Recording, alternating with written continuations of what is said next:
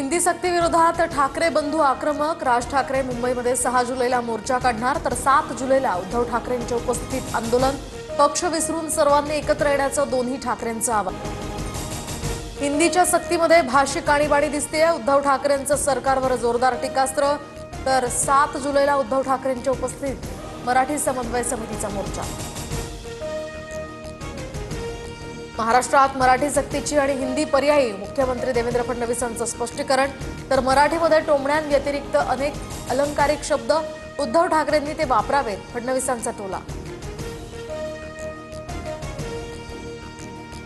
माळेगाव कारखान्यामध्ये 500 कोटींचं आमिष दाखवलं गेलं। निवडणुकीवर संजय राऊतांचा अजित पवारांवर निशाणा। 21 पैकी 20 जागांवर अजित पवारांच्या पॅनलचा दणदणीत विजय। तुमच्या बापाला पेरणीचे पैसे मोदींनीच दिले, टीकाकारांवर बोलताना भाजपचे बबनराव लोणीकर बरळले। अंगावरचे कपडे, पायातले बूटही भाजपमुळेच मिळाल्याची मगरुरीची भाषा। तुमची आमदारकी, नेतेगिरी, तुमचे कपडे, बूट आणि गाडीतील डिझेल सुद्धा जनतेमुळेच।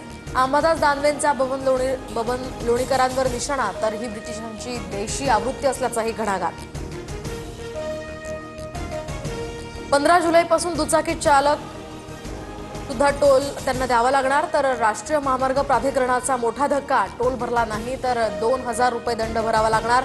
टू व्हीलरसाठी सुद्धा आता फास्टॅग।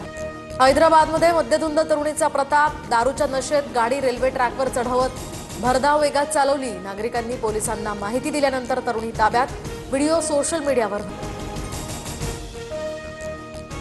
उंदवडी गवळ्याची इथल्या मुक्कामानंतर आता तुकोबांची पालखी पंढरीच्या दिशेनं मार्गस्थ, तर दर्शन घेण्यासाठी नागरिकांची मोठी गर्दी। गजानन महाराजांच्या पालखीचंही धाराशिव शहरात जंगी स्वागत। वाशिमच्या मुंगळा गाव परिसरातील पाझर तलावाचा सांडवा फुटला। 8 ते 10 शेतकऱ्यांचं यामुळे मोठं नुकसान। दुसरीकडे मुंबई व नागपूर या राष्ट्रीय महामार्गावर सुद्धा पावसामुळे वाहतूक ठप्प। जोरदार पावसामुळे कुल्लू मनालीमध्ये मोठ्या प्रमाणात नद्यांना पूर। अनेक घरं आणि गाड्या पाण्याखाली गेल्यानं जनजीवन विस्कळीत। नदीमधून गाडी वाहून जातानाचा व्हिडिओही समोर। कुल्लूमधील महापुराचा विध्वंस दाखवणारा आणखी एक व्हिडिओ समोर। पुराच्या पाण्यात वाहून आला झाडांचा खच। पूर परिस्थितीमुळे या ठिकाणी मोठं नुकसान। गुजरातच्या सुरतमध्ये सुद्धा 3 दिवसांनंतरही पुराचं पाणी ओसरेना।